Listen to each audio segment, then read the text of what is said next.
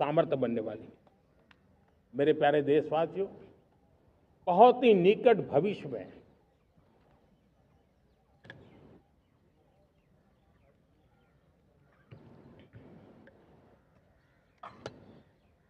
मेरे प्यारे देशवासियों, बहुत ही निकट भविष्य में महान समाज सुधारक महात्मा ज्योतिबा फुले जी की 200वीं जयंती आ रही है। हम उस जयंती के समारोह शुरू करने जा रहे हैं और महात्मा ज्योतिबा फुले के सिद्धांत, उन्होंने जो मंत्र दिए, उसमें हमारे लिए प्रेरणा है। पिछड़े को प्राथमिकता, पिछड़े को प्राथमिकता देते हुए हम परिवर्तन की ऊंचाइयों को प्राप्त करना चाहते हैं। हम इसके लिए परिश्रम की पराकाष्ठा करना चाहते हैं। हम पारदर्शी नीतियों के द्वारा पिछड़ों को प्राथमिकता, ये हम धरती पर उतारना चाहते हैं, हर पिछड़े के जीवन में उतारना चाहते हैं। साथियों, रेहड़ी पटरी वालों के लिए स्वनिधि योजना हो या हमारे हुनर वाले, हाथ से काम करने वाले विश्वकर्मा योजना की बात हो, आदिवासी में भी जो पिछड़े रह गए हैं उनके लिए पीएम जनधन की योजना की बात हो, हमारे पूर्वी भारत को विकास में पूरे देश के अंदर बराबरी में लाना और उनको नेतृत्व देने की दिशा में काम हो, हम सिर्फ समाज पिछड़े हो उनकी चिंता तक अटकने वाले नहीं है। जो क्षेत्र पिछड़े हैं उनको भी हम प्राथमिकता देना चाहते हैं। जो जिले पिछड़े रहे हैं हम उनको प्राथमिकता देना चाहते हैं। जो ब्लॉक पिछड़े रहे हैं उनको प्राथमिकता देना चाहते हैं। हमने 100 एस्पिरेशनल डिस्ट्रिक्ट, 500 एस्पिरेशनल ब्लॉक, उसी मिशन में काम किया है। हमने पूर्वी भारत के विकास के लिए हजारों करोड़ रुपए के इंफ्रास्ट्रक्चर के प्रोजेक्ट को बल दिया है। हमने पूर्वी भारत के जीवन को बदल करके देश की विकास यात्रा में भागीदार बनने का, मेरे प्यारे देशवासियों, जीवन हर क्षेत्र में विकास होना चाहिए। विकास के लिए खेल का भी महत्व होता है और मुझे खुशी है कि एक जमाना था जहाँ बच्चे खेल में अगर समय लगाते हैं तो माँ बाप ज्यादा पसंद नहीं करते थे। आज एकदम से उलट गया है। अगर बच्चे खेलकूद में आगे आते हैं, रुचि लेते हैं, तो माँ बाप गर्व से भर जाते हैं। मैं इसे एक शुभ संकेत मानता हूं। मेरे देश के परिवार के अंदर खेल को प्रोत्साहन का वातावरण मैं देखता हूं, मेरा मन गर्व से भर जाता है। मैं इसे देश के भविष्य के लिए बहुत शुभ संकेत मानता हूं। और साथियों, इस खेल को बढ़ावा देने के लिए हमने नेशनल स्पोर्ट्स पॉलिसी, कई दशकों के बाद हम देश में खेलो भारत नीति को लेकर के आए हैं ताकि एक खेल जगत का सर्वांगीण विकास का प्रयास हो। स्कूल से लेकर के ओलंपिक तक हम एक पूरा इकोसिस्टम डेवलप करना चाहते हैं, चाहे कोचिंग की व्यवस्था हो, फिटनेस की बात हो, खेल के मैदान हो, खेल की व्यवस्थाएं हो, खेल के लिए आवश्यक साधन हो, लघु उद्योगों को भी खेल के साधन बनाने में मदद करने की बात हो। यानी एक प्रकार से पूरा इकोसिस्टम हम दूर दराज के बच्चों तक पहुंचाना चाहते हैं।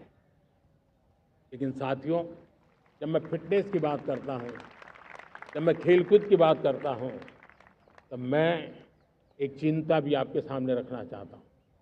हमारे देश के हर परिवार को चिंता करनी चाहिए। मोटापा हमारे देश के लिए बहुत बड़ा संकट बनता जा रहा है। आने वाले वर्षों में लोग, जो पंडित लोग हैं वो कहते हैं, जो जानकार लोग कहते हैं, हर तीसरे व्यक्ति में एक व्यक्ति मोटापे का शिकार होगा। हमें मोटापे से बचना है, ओबेसिटी से बचना है।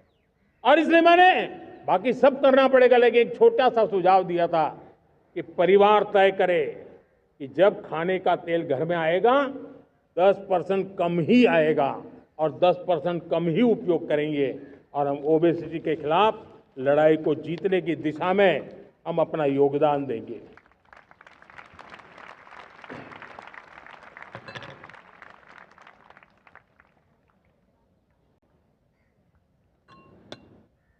मेरे प्यारे देशवासियों, हमारा देश भाग्यवान है।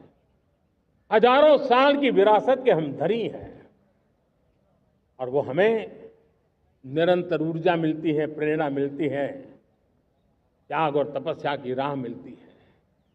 आज गुरु तेग बहादुर यह वर्ष गुरु तेग बहादुर जी का 350वां शहीदी वर्ष है।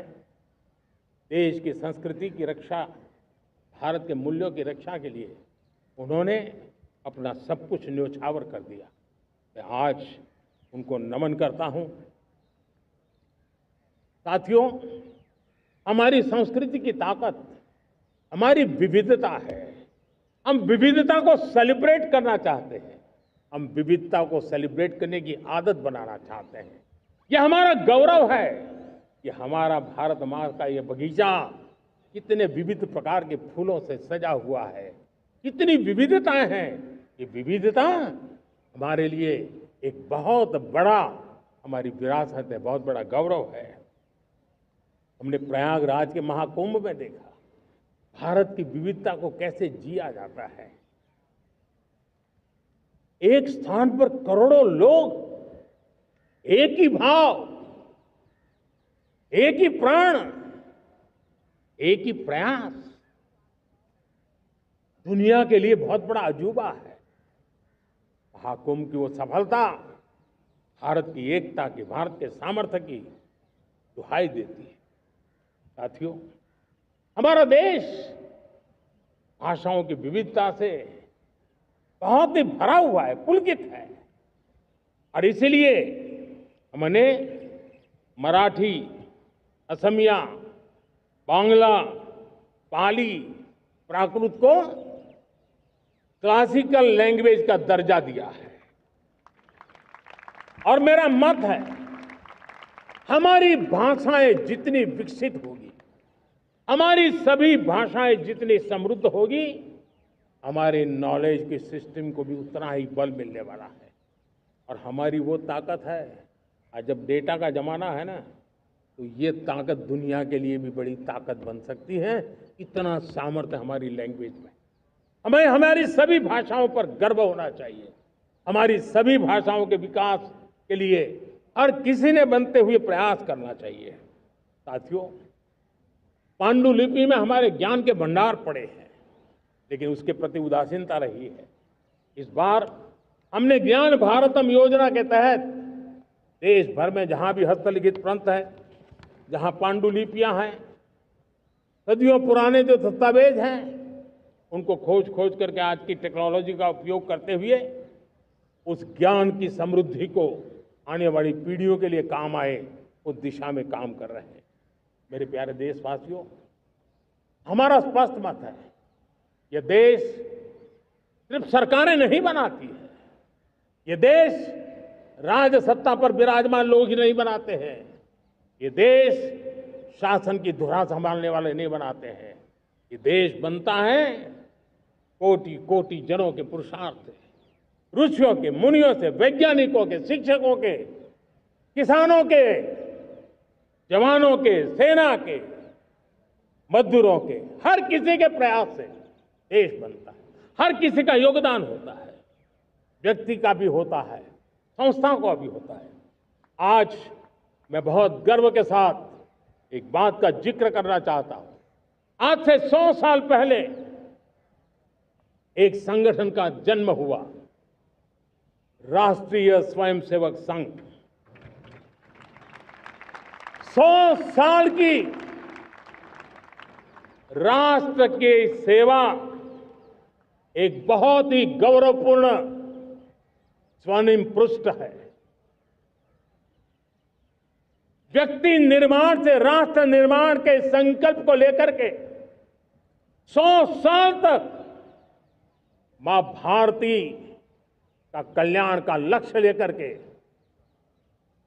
लक्षावधि स्वयंसेवकों ने मातृभूमि के कल्याण के लिए अपना जीवन समर्पित किया है। सेवा, समर्पण, संगठन और अप्रतिम अनुशासन, ये जिसकी पहचान रही है, ऐसा राष्ट्रीय स्वयंसेवक संघ दुनिया का ये सबसे बड़ा एनजीओ है। एक प्रकार से 100 साल का उसका समर्पण का इतिहास है। आज लाल किले की प्राचीर से 100 साल की इस राष्ट्र सेवा की यात्रा में योगदान करने वाले सभी स्वयंसेवकों को आदरपूर्वक स्मरण करता हूं और देश गर्व करता है राष्ट्रीय स्वयंसेवक संघ की इस 100 साल की भव्य समर्पित यात्रा को, और हमें प्रेरणा देता रहेगा। मेरे प्यारे देशवासियों, हम समृद्धि की ओर जा रहे हैं, लेकिन समृद्धि का रास्ता सुरक्षा से गुजरता है। पिछले 11 वर्षों में राष्ट्र सुरक्षा, राष्ट्र रक्षा, राष्ट्र के नागरिकों की रक्षा, इन सभी मोर्चों पर हमने पूरे समर्पण भाव से काम किया है। हम बदलाव लाने में सफल हुए हैं। यह देश जानता है कि हमारे देश का बहुत बड़ा जनजातीय क्षेत्र नक्सलवाद की चपेट में, माओवाद की चपेट में पिछले कई दशकों से लहूलुहान हो चुका था।